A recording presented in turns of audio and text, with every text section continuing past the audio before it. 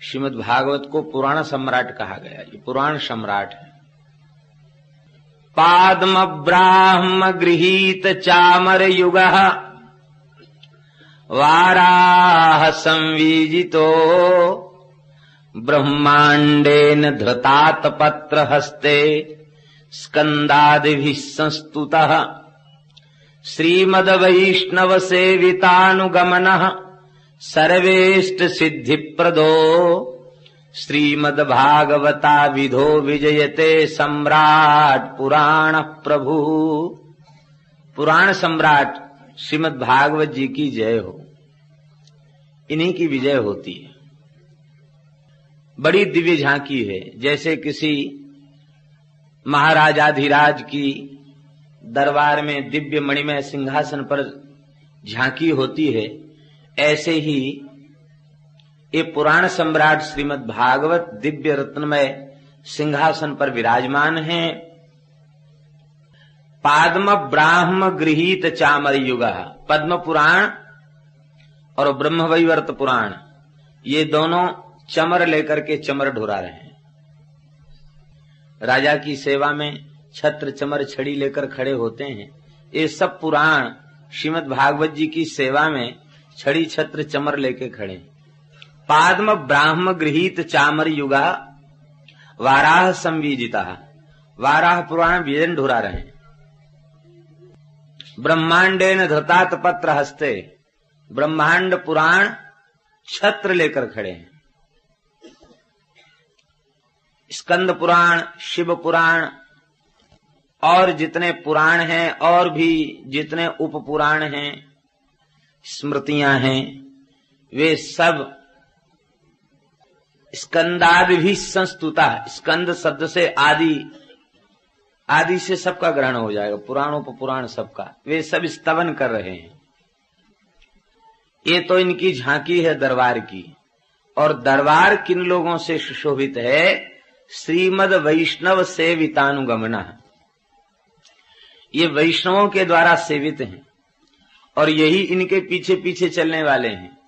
भागवत के प्रकाश में ही भागवत वैष्णव जन वे भगवत प्राप्ति के पथ पर चलते हैं। भागवत के प्रकाश में भगवत प्राप्ति के पथ पर चलते हैं। ये अनुगमना है और संपूर्ण इष्ट सिद्धि को देने वाले यह पुराण सम्राट श्रीमद् भागवत महापुराण है, क्योंकि ये साक्षात श्री कृष्ण है। इत्येषा वाङ्मयी मूर्ति प्रत्यक्षा वर्तते हरे, भगवान की प्रत्यक्ष शब्दमयी प्रतिमा। भगवान स्वयं अनुग्रह करके हृदय में विराजमान होकर के अपना स्वरूप जो श्रीमद् भागवत है उसका प्रकाशन करें, ये वस्तुतः भगवान की ही सामर्थ्य है। किसी जीव की श्रीमद् भागवत जैसे दिव्य ग्रंथ के संबंध में एक शब्द कहने की पात्रता नहीं।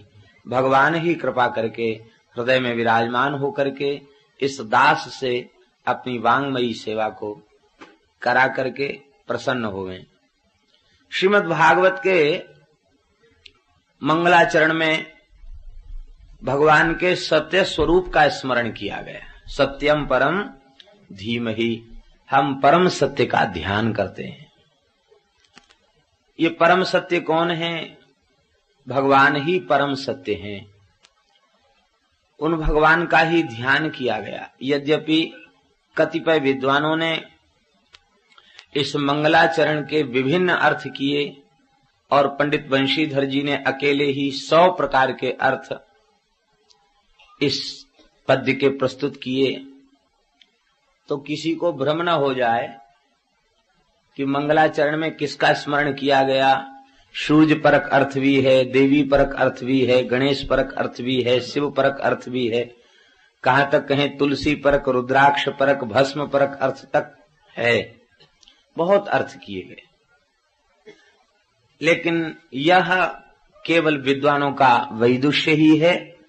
वस्तुतः श्रीमद् भागवत के प्रारंभ में मंगलाचरण में सत्यम परम धीमहि कहकर भगवान श्री कृष्ण का ही ध्यान किया गया है।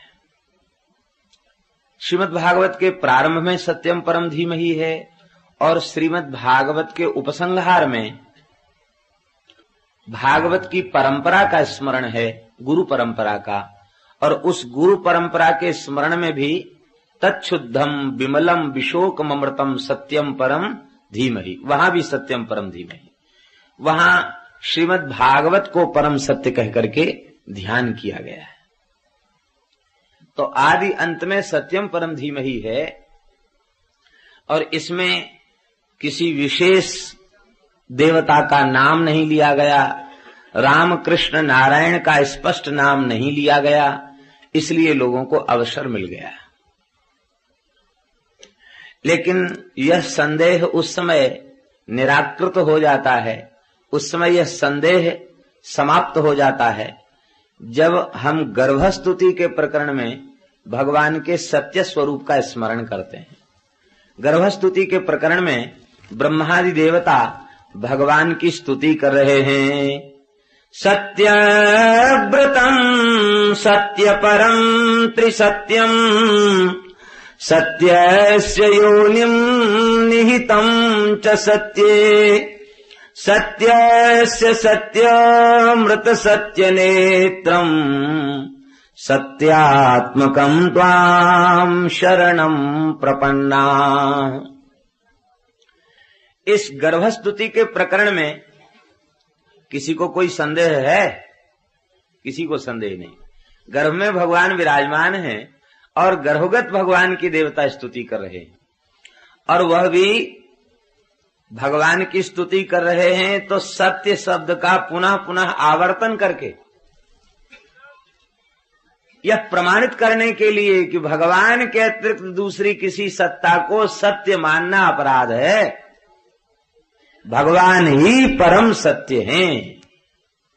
सत्यव्रतम सत्य परम त्रिसत्यम सत्यस्य योनिम, सत्य की भी योनि है, अर्थात सत्य प्रकट ही इनसे हुआ है। सत्य के भी सत्य हैं, सत्य ही इनकी आत्मा है, सत्य ही इनका स्वरूप है। ऐसे हे सत्यात्मक श्री कृष्ण, हम सब देवता आपकी शरण में हैं। अब गर्भस्तुति के प्रकरण में तो किसी को संदेह नहीं है। तो जिन श्री कृष्ण को बार बार सत्य कह करके देवता शरणागति की प्रार्थना करते हैं, उन्हीं श्री कृष्ण का ग्रंथ के आदि में भी सत्यम परम धीमहि कहकर स्मरण किया गया, और ग्रंथ के अंत में भी सत्यम परम धीमहि कहकर उन्हीं भगवान का स्मरण किया गया। तब आप लोग कहेंगे कि इतना लंबा चौड़ा व्याख्यान करना पड़ा केवल इतनी सी बात समझने के लिए कि सत्यम परम धीमहि कहकर भगवान का ही ध्यान किया गया, श्री राम कृष्ण नारायण ही परम सत्य हैं, उनका ध्यान किया गया। तो इतने लंबे चौड़े व्याख्यान से विषय को जटिल बना दिया गया। सत्य और श्री कृष्ण में जब भेद ही नहीं है तो सत्यम परम धीमहि की जगह कह देते कृष्णम परम धीमहि। श्री कृष्ण का हम ध्यान करते हैं, तब ये संदेह का अवसर ही नहीं रहता। फिर सत्यम परम धीमहि कहने का क्या तात्पर्य है? भगवान व्यास किस ग्रंथ का मंगलाचरण कर रहे हैं? भागवत का। तो मंगलाचरण में ही भागवत धर्म को प्रमाणित कर रहे हैं। भागवतों का धर्म क्या है? भागवतों का सिद्धांत क्या है? भागवतों का सिद्धांत ये है कि समस्त जितने वैष्णव हैं, भागवत हैं, वे सब चार चीजों को नित्य मानते हैं। भगवान नाम, रूप, लीला और धाम, इन चारों को परम सत्य मानते हैं। तो इन चारों को परम सत्य प्रमाणित करने के लिए भगवान नाम, भगवत रूप, भगवत लीला, भगवत धाम, ये चारों परम सत्य हैं। इसे प्रमाणित करने के लिए सत्यम परम धीमहि व्यास जी कह रहे हैं। यही वैष्णवों का सिद्धांत है। आप लोग कहेंगे क्या भगवान के नाम रूप में, उसकी महिमा में कुछ अंतर आ रहा था? क्या अंतर आ गया? क्या अंतर आ गया? जो लोग वस्तुतः ज्ञानी हैं नहीं, जे ज्ञान मान विमत्त ज्ञानी नहीं है, जे ज्ञान मान विमत्त भव भय हरनि भक्ति न आदरी ते पाय सुर दुर्लभ पदादपि परत हम देखत हरि। ज्ञान मान विमत्त, जो ज्ञान के मद में मतवाले हो रहे हैं, ऐसे जो ज्ञानी नहीं है, वस्तुतः वे ज्ञान के गुमानी हैं, ज्ञानी नहीं है, ज्ञान के गुमानी हैं। ज्ञान का गुमान उनके भीतर है, वस्तुतः ज्ञान उनके भीतर नहीं है। तो वे लोग निर्विशेष ब्रह्म की सत्ता को परम सत्य के रूप में प्रमाणित करते करते भगवान जाने क्या भगवान की प्रचंड माया उन्हें भ्रम हो गया, या भ्रम की चर्चा करते करते वे भ्रम में पड़ गए, ये ठीक नहीं कहा जा सकता है। लेकिन उन्होंने सगुण साकार को भी मायिक मान लिया, माया सबलित मान लिया, और सगुण साकार माया सबलित है, और सिद्धांत है यद यद नाम यद यद रूपम तत्तन मिथ्या। जहां जहां जो जो नाम है, जो जो रूप है, वह सब मिथ्या है। ये वाक्य असत्य नहीं है, ये वाक्य ठीक है। संसार के सभी नाम रूप नाशवान होने के कारण मिथ्या है। लेकिन इसका तात्पर्य ये थोड़ी है कि भगवान का नाम मिथ्या हो जाए, भगवान का सच्चिदानंद स्वरूप मिथ्या हो जाए, इसका तात्पर्य ये नहीं है। लेकिन यह सिद्धांत मानने वालों ने थोड़ी सी बुद्धि ज्यादा लगा दी, और अधिक बुद्धि का प्रयोग जब उन्होंने कर दिया तो उन्होंने कहा कि जो नाम रूप है वो मिथ्या है।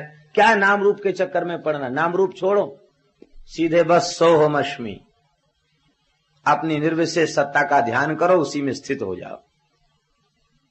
सोहमअस्मि वाक्य भी गलत नहीं है, ठीक है, वैदिक वाक्य है, लेकिन उसको गलत ढंग से ले लिया। वे भगवान राम कृष्ण की शरणागति से, भक्ति से, भगवान की उपासना से विमुख होने लग गए। भगवान व्यास उन ज्ञान के मान में विमत्त जो गुमानी हैं, उन्हें समझाते हुए कह रहे हैं, भाई ये संसार के नाम रूप मिथ्या हैं भले ही, लेकिन जगत में होने वाले भगवान के समस्त अवतार सत्य हैं, भगवान के समस्त रूप सत्य हैं, भगवान की समस्त लीलाएं सत्य हैं, और भगवान का धाम भी सत्य है। चिदानंदमय देह तुम्हारी, चिदानंदमय देह तुम्हारी, भगवान का देह सच्चिदानंदमय है। सप्त धातु विनिर्मित जैसा हम आपका शरीर है, ऐसा भगवान का शरीर नहीं है। सच्चिदानंद घन भगवान है, उनका नाम रूप लीला धाम यह सत्य है। इतना ही नहीं, इन चारों में से किसी एक की भी अनन्य निष्ठा पूर्वक उपासना करने वाले भक्त भी सत्य हैं।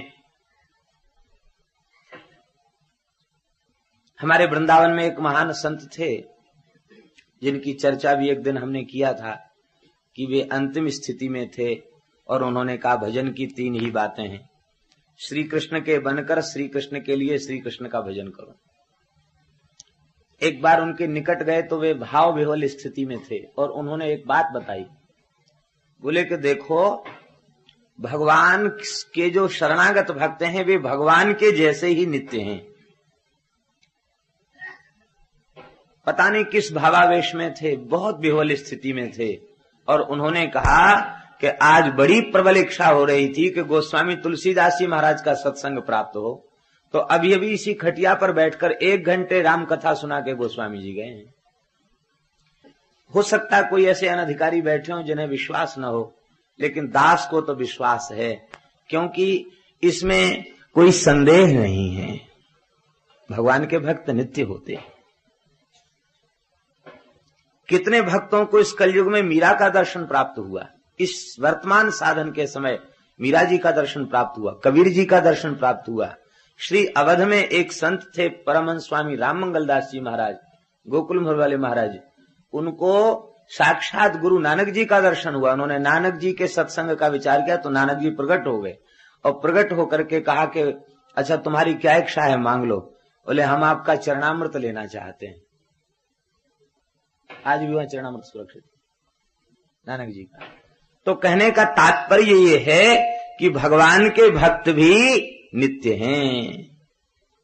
श्री व्यास जी महाराज, श्री हरिराम व्यास जी महाराज, आप नित्य किसी न किसी भक्त का ध्यान करते। एक दिन आपने श्री कबीर जी का ध्यान किया। कबीर जी का ध्यान करते आपको लगा कि कबीर जी रसिक भक्त नहीं थे, ज्ञानी भक्त थे, रस में प्रवेश नहीं था। इतना भाव आते ही श्री प्रिया प्रियतम की जो दिव्य झांकी हृदय में प्रकट होती थी वो लुप्त हो गई। आप श्री हरिवंश महाप्रभु जी के चरणों में पहुंचे और कहा कि भगवान क्या अपराध बन गया, श्री ठाकुर जी रूठ गए। आपने कहा किसी भक्त का अपराध कर दिया होगा, क्योंकि ये संत अपराध से ही रुष्ट होते हैं और वैसे तो रुष्ट होते ही नहीं। आपने बहुत सूक्ष्म विचार किया तो कहा भगवान हमने कबीर जी के प्रति ऐसा भाव किया, वे रसिक भक्त नहीं थे। कहते नहीं, जाकर क्षमा याचना करो।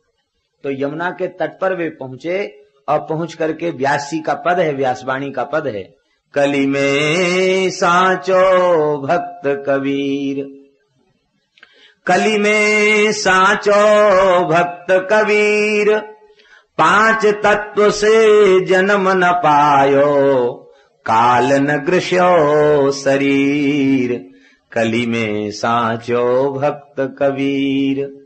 जब ते राम नाम रति उपजी, तब ते बुन्यो न चीर, कली में साचो भक्त कबीर। तो कबीर जी को अंतर्धान हुए करीब 200 वर्ष हो चुका था, और जब आपने पुकारा तो यमुना जी के जल से प्रकट हो गए कबीर जी। ओ व्यास जी महाराज, दंडोत दंडोत करके हृदय से लगा लिया और कहा श्री ठाकुर जी ने उस काल के जीवों को जिस प्रकार के उपदेश की आवश्यकता थी, दास के भीतर प्रेरणा करके वो व्यक्त करा लिया।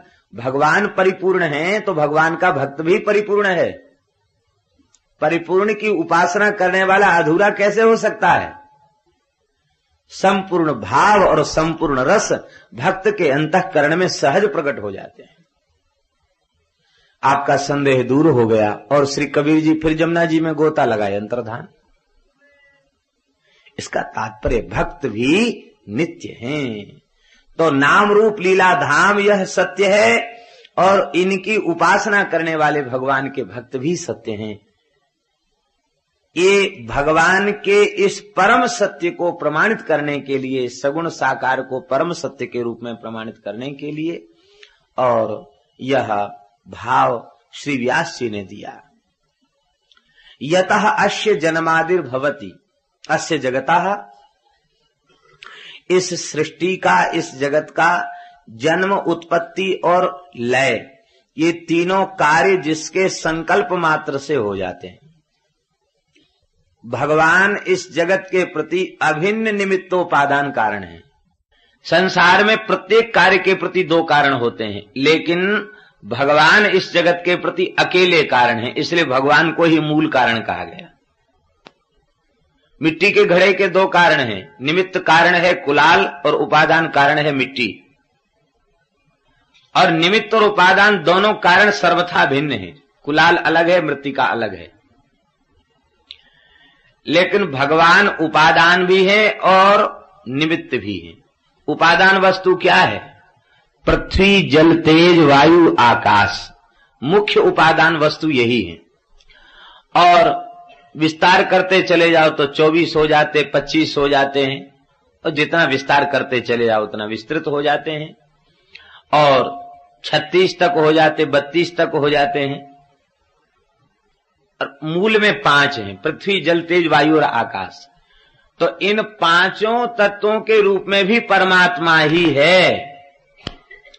पृथ्वी के रूप में भगवान ही सब जीवों का आश्रय बने हुए हैं। कम ब्रह्म, खम ब्रह्म वेद में लिखा है। जल ब्रह्म है, आकाश ब्रह्म है, अग्नि ब्रह्म है। अहम वैश्वानरो भूत्वा प्राणिनाम देहमाश्रिता प्राणापान समायुक्तो पचाम्यन्नम चतुर्भुजम चतुर्विधम। तो कहने का तात्पर्य है भगवान वैश्वानर रूप से भगवान ही विद्यमान है, सबके भीतर विद्यमान है अग्नि के रूप से। पवन के रूप में भी भगवान ही है, सबका प्राण भगवान है, प्राणवायु के रूप में भगवान है। तो इन 5 तत्वों के रूप में भी परमात्मा ही है और यही जगत की उपादान वस्तुएं, इनसे ही जगत ब्रह्मांड बना है। ये ब्रह्मांड और ये पिंड शरीर, ये दोनों इन 5 चीजों से ही बने भये हैं। तो इसलिए भगवान उपादान कारण भी हैं, और भगवान के संकल्प से सृष्टि होती है, इसलिए भगवान निमित्त कारण है। निमित्त और उपादान कारण भगवान इस जगत के हैं। और वह भगवान अर्थेष्वभिज्ञा, वह भगवान सदरूप होने के कारण प्रत्येक पदार्थ में अनुगत हैं। कोई ऐसी वस्तु, कोई ऐसा पदार्थ नहीं है जहां भगवान की सत्ता विद्यमान न हो, सर्वत्र भगवान विद्यमान है। चेतन के भीतर अंतर्यामी रूप से विराजमान तो है ही, अचेतन के भीतर भी विराजमान है। जीवित के भीतर तो विराजमान है ही है, मरे हुए के भीतर भी बैठे हैं। आप लोग कहेंगे ये बात कुछ समझ में नहीं आ रही, मरे हुए के भीतर कैसे बैठे हैं? यदि मरे हुए के भीतर भगवान न होते तो बेन तो मर गया था, उसके शरीर का मंथन किया, ऋषियों ने कहा प्रभु अवतार लो, तो मृत बेन के शरीर से भगवान पृथु का अवतार हो गया। भगवान नहीं थे तो आए कहां से? मृत शरीर से भगवान ने अवतार ले लिया। माने कहने का तात्पर्य कोई ऐसा स्थल नहीं जहां भगवान ना हो, बस पुकार है भक्त प्रेम से, भगवान वहीं प्रकट होकर के, क्योंकि विभु हैं, व्यापक हैं। विभु कहते ही उसे हैं जो व्याप्त हो। यस्मिन् निदम ओतप प्रोदम विश्वम साटीव तंतुषु, जैसे साटीव, जैसे साड़ी, माताएं साड़ी पहनती हैं तो साड़ी में क्या है? धागे धागे तो हैं, आड़े तिरछे सब धागे धागे हैं। धागा अलग अलग कर दो तो धागे से अलग कोई साड़ी हो सकती है क्या? धागों के समुदाय को ही साड़ी कहते हैं। जैसे साड़ी में धागे ओतप्रोत हैं, ऐसी संसार की समस्त वस्तुओं में भगवान ओतप्रोत हैं। सदरूप होने के कारण प्रत्येक पदार्थ में अनुगत हैं।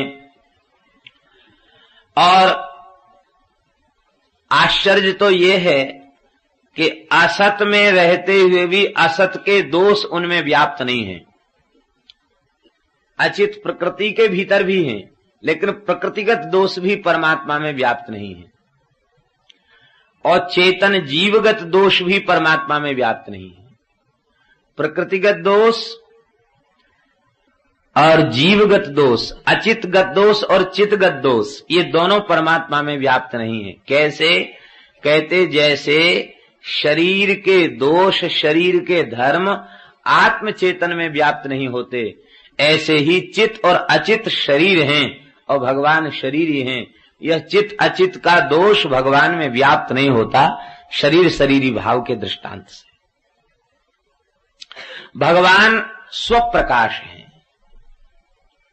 स्वराट हैं, स्वयं प्रकाश हैं, अपने आप सुशोभित हो रहे हैं। भगवान को विराजित करने के लिए, सुशोभित करने के लिए किसी दूसरी वस्तु की आवश्यकता नहीं है। सूर्य में प्रभा, चंद्रमा में शीतलता, नक्षत्र तारा मंडल में प्रकाश उनके द्वारा प्राप्त होता है।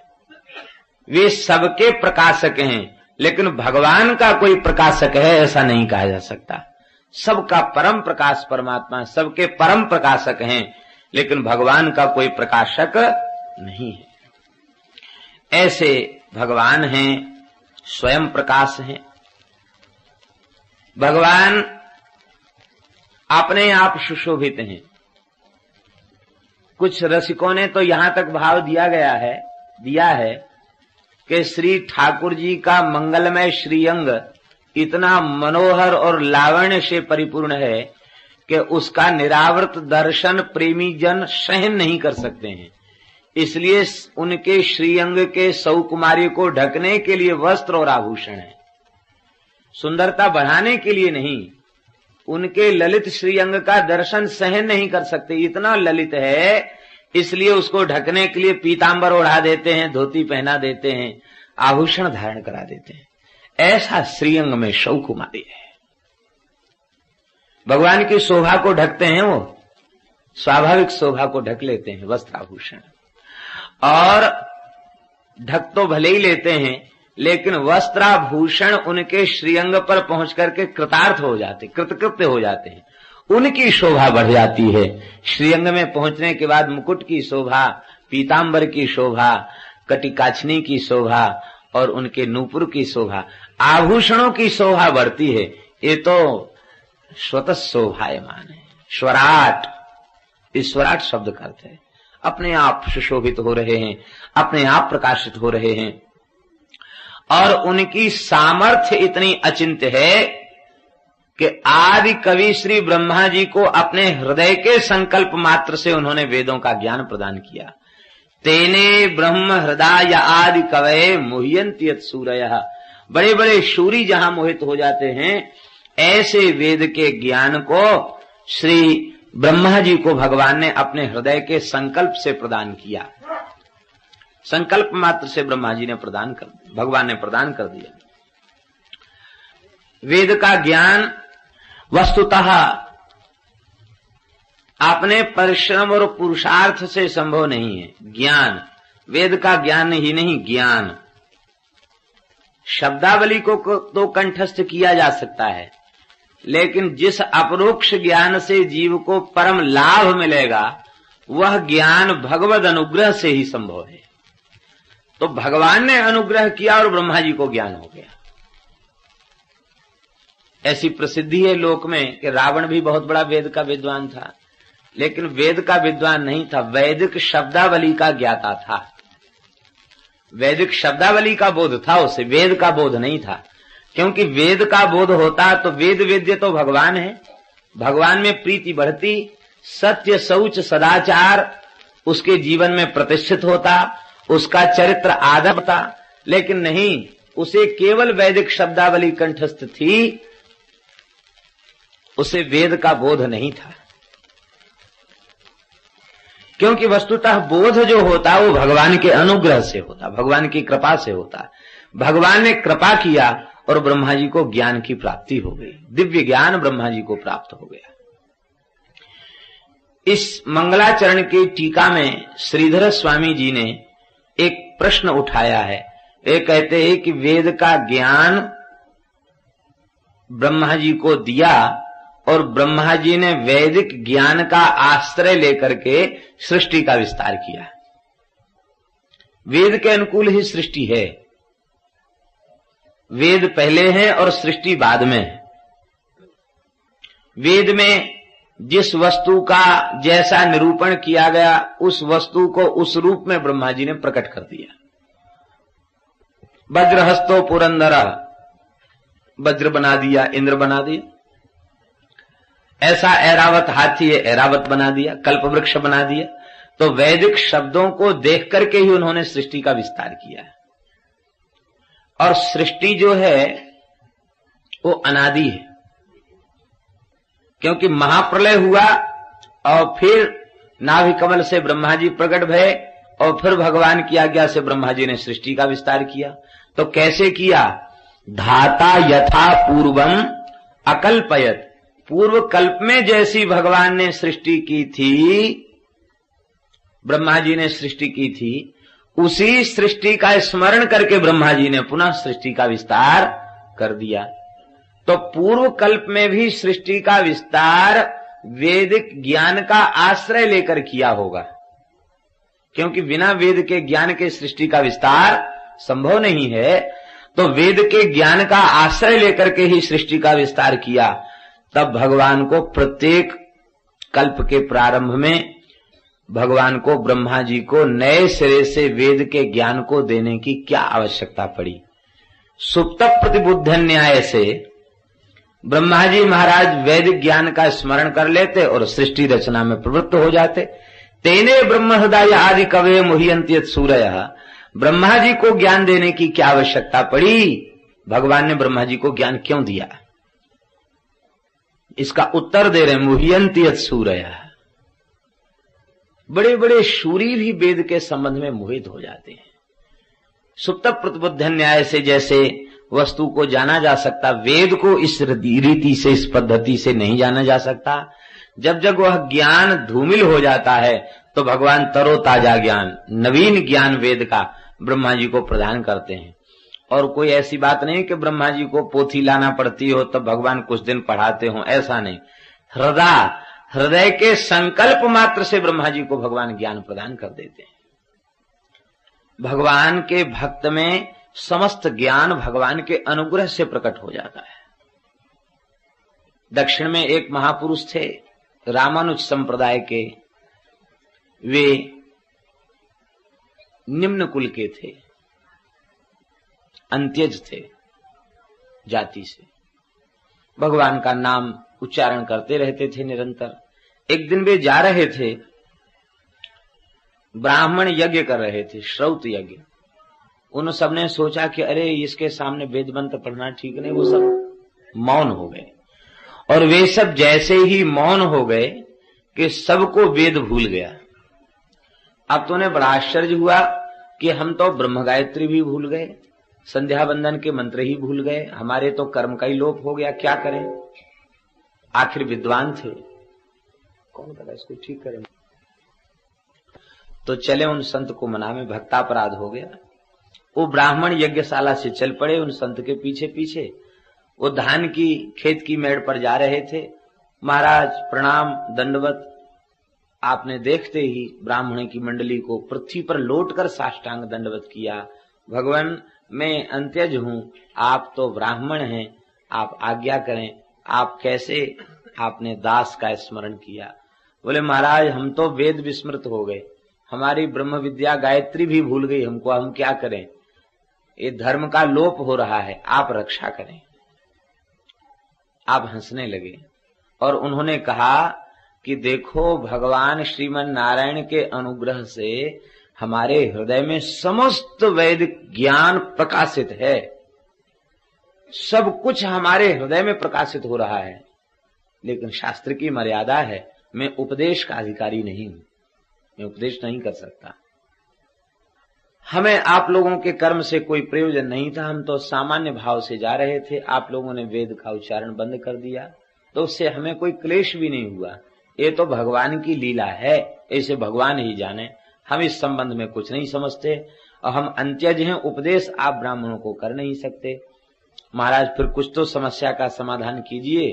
तो वे प्रसन्न हो गए और धान के खेत से एक मुट्ठी धान उखाड़ के ऐसे दिखाया, उस सबको वेदों का ज्ञान पुनः स्मरण में आ गया। क्योंकि जिस मंत्र से उन्होंने बंद किया था बोलना आगे, उस मंत्र के प्रारंभ में व्रीहि शब्द था, धान्य शब्द था। तो जैसे ही धान को दिखाया वो सबको वेद पुनः स्मरण में आ गया। इसका तात्पर्य है भगवान संकल्प करें तो ज्ञान हो जाए, और कोई भगवान के प्राण प्यारे समर्थ संत संकल्प करें तो संकेत में ज्ञान हो जाए, बोलने की भी जरूरत नहीं है, संकेत में ज्ञान हो जाए। भगवान के भक्त संकेत में ज्ञान दे देते हैं, संकेत में, संकेत की भी आवश्यकता नहीं। समर्थ पुरुष एक करुणा भरी दृष्टि से किसी जीव की ओर देख दें तो ज्ञान हो जाता है, ज्ञान प्रकट हो जाता है। इसलिए ज्ञान ऐसी वस्तु नहीं है जैसे लोक की वस्तुओं को, लौकिक जगत की बातों को हम सुप्त प्रतिबुद्ध न्याय से समझ लेते हैं। सो गया और सोने के बाद फिर जगा, तो सोने के पूर्व जो कुछ विचार किया वो सबका स्मरण रहता है। संसार की बातों को जैसे स्मरण किया जा सकता, ऐसे ज्ञान नहीं संभव है। वस्तुतः ज्ञान तो भगवान और भगवान के भक्त के अनुग्रह से ही होता है। भगवान ने अनुग्रह किया और ब्रह्मा जी के हृदय में ज्ञान प्रकट हो गया। तेजोमय रश्मियों में जल का, जल में स्थल का, स्थल में जल का भ्रम होता है। यह जगत परिवर्तनशील होने के कारण मिथ्या कहा जाता है। 3 प्रकार की सृष्टि है, जागृत, स्वप्न और सुषुप्ति रूपा जो सृष्टि है, इसका अधिष्ठान परमात्मा है और अधिष्ठान सत्य है।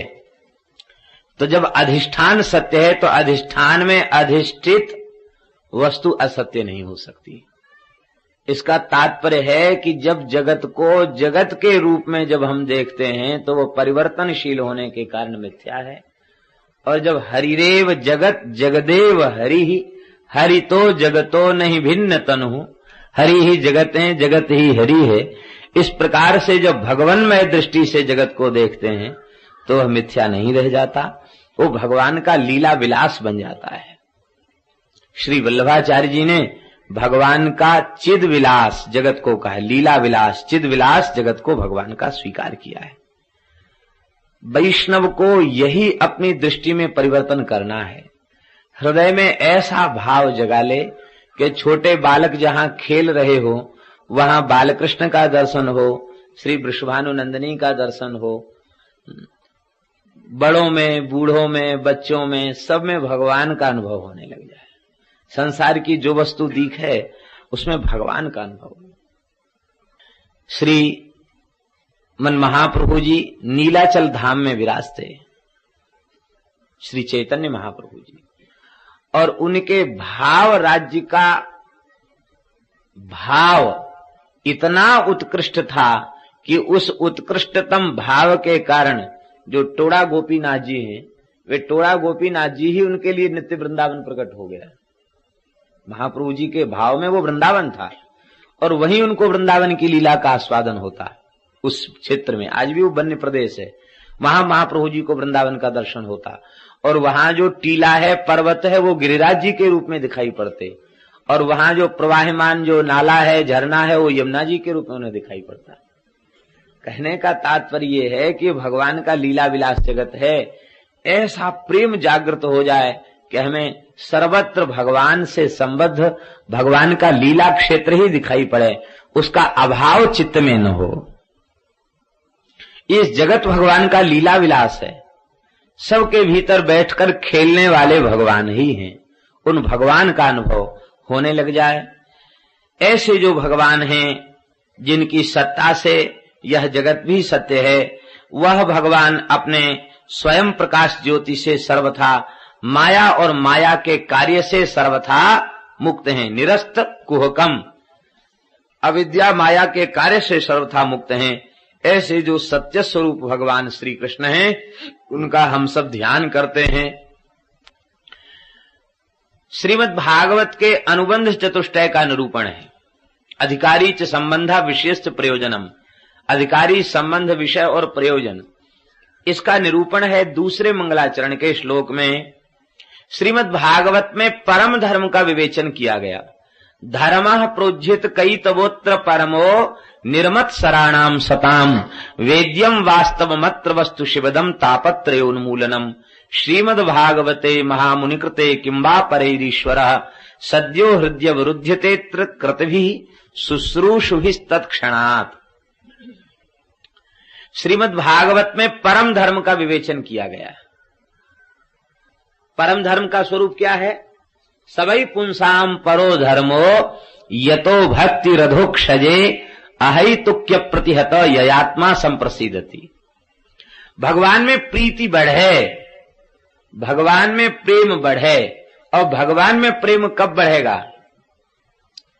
जितनी जितनी संसार के प्रति भोगों के प्रति अनासक्ति होती चली जाएगी उतनी अधिक भगवान में आसक्ति बढ़ती चली जाएगी।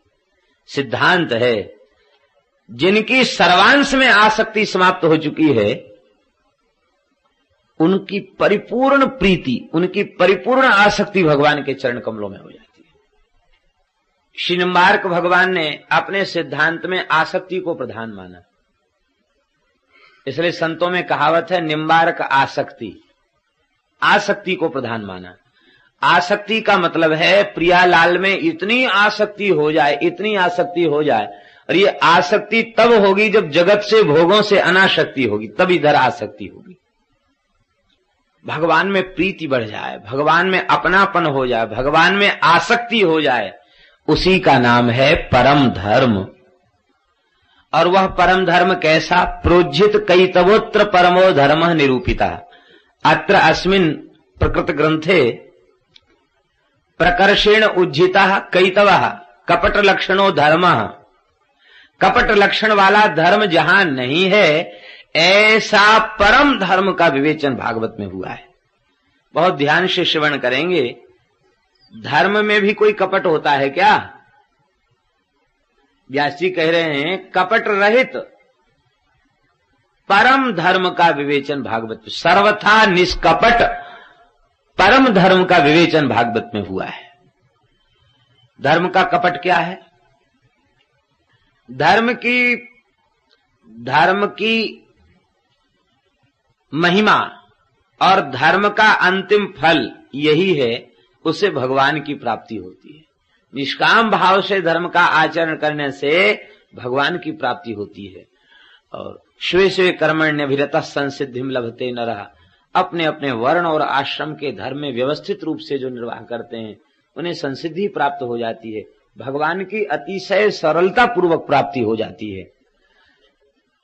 लेकिन जब धर्म का आचरण निष्काम भाव से नहीं होता है, धर्म का आचरण जब हम करते हैं लेकिन धर्म का फल अविद्या की निवृत्ति, संसार चक्र से छुटकारा, भगवान के चरण कमलों की प्राप्ति जब धर्म का फल नहीं होता, धर्म का फल जब लौकिक पारलौकिक भोगों की प्राप्ति तक सीमित हो जाता है तो वह धर्म कपट युक्त हो जाता है। यही धर्म का कपट है।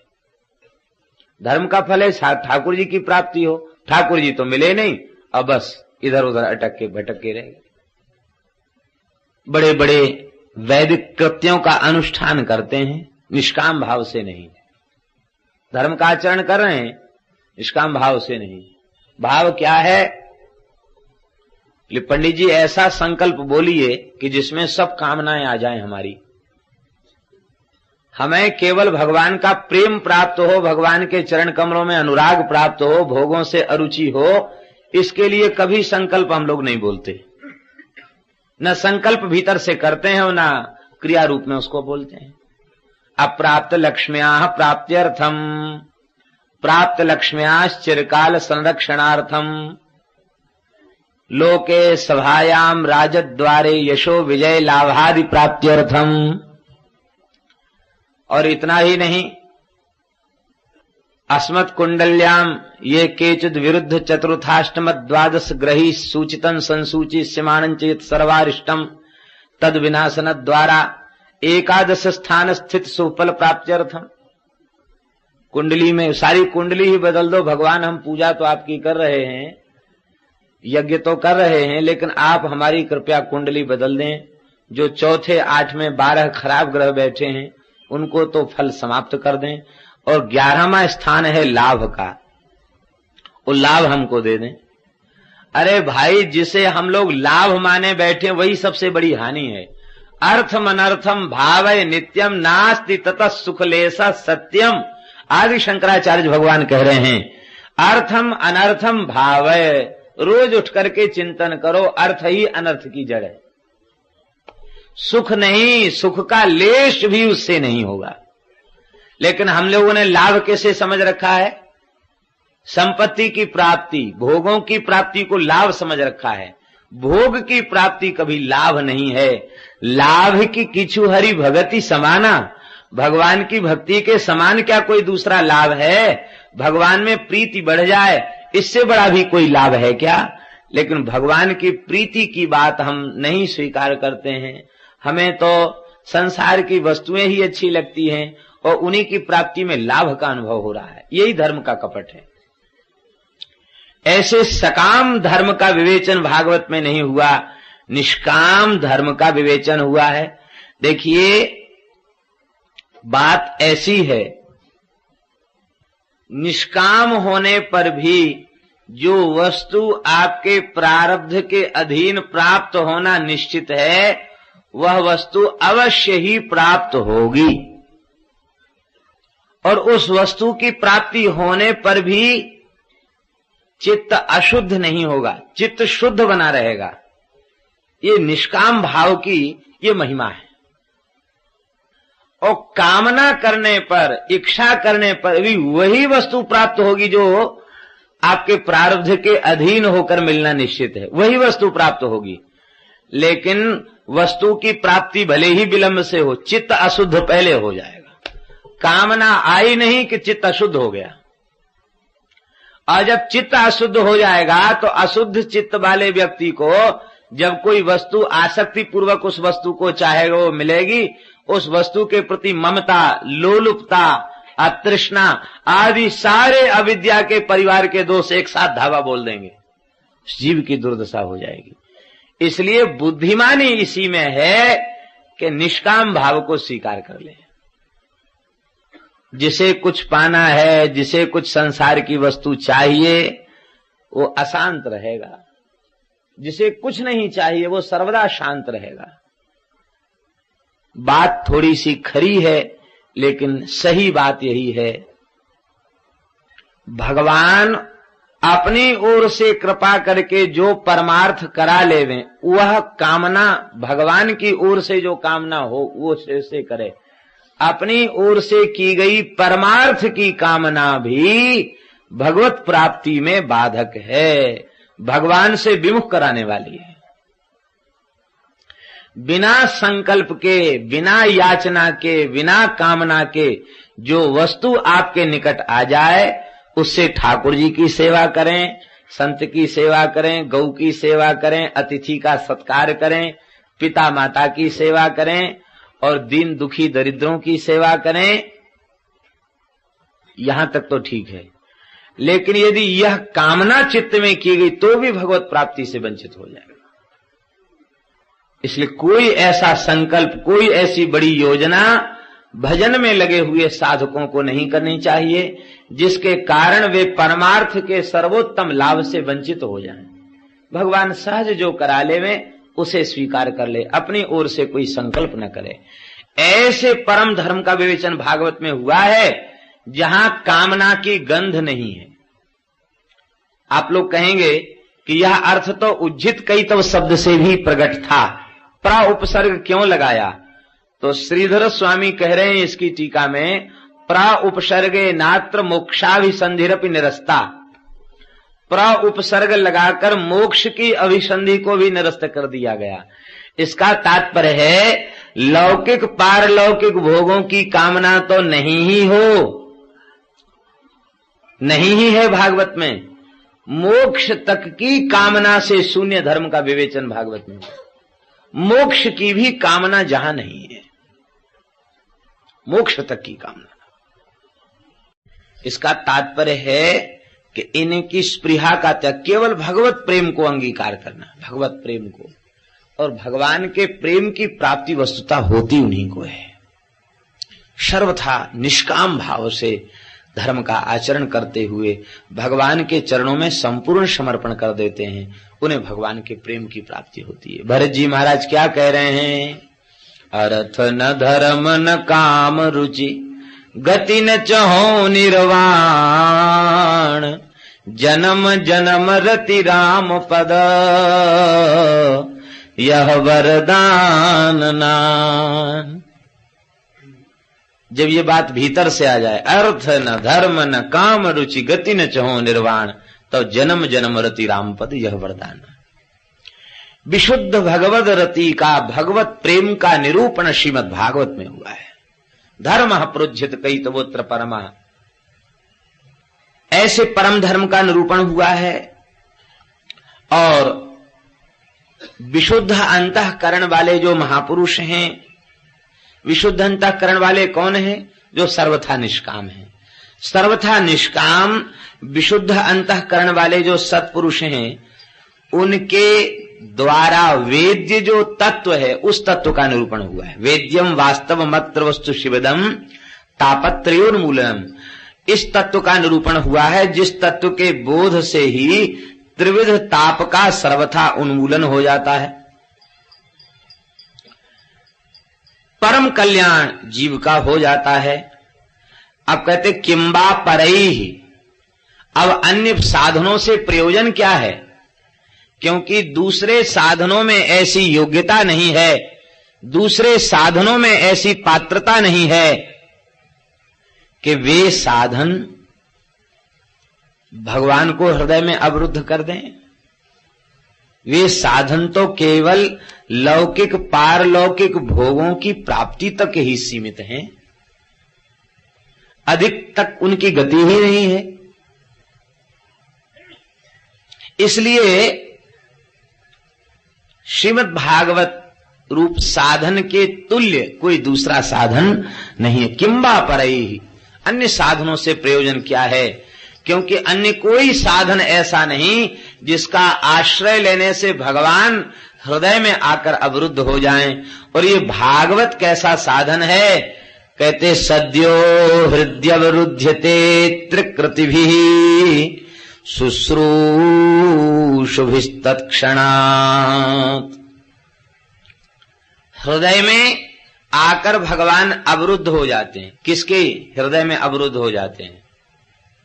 सुनने वालों के हृदय में नहीं, शुश्रूषु भी। इसका तात्पर्य श्रवणेक्षु भी। अभी सुना नहीं, केवल श्रवण की अभिलाषा उत्पन्न हो गई भीतर, वो भगवान आकर डेरा डाल देते हृदय में। ऐसी महिमा भगवान की कथा की है।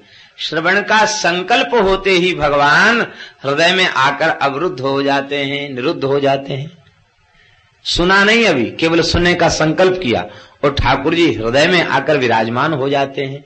तो ऐसा साधन कौन सा है, जिस साधन से ठाकुर जी हृदय में आके कैद हो जाएं, निरुद्ध हो जाएं? अब हमें अन्य किसी साधन से प्रयोजन नहीं है। लेकिन शुश्रूषुभि का विशेषण है। क्या विशेषण है? शुश्रूषुभि का विशेषण है कृतिभि।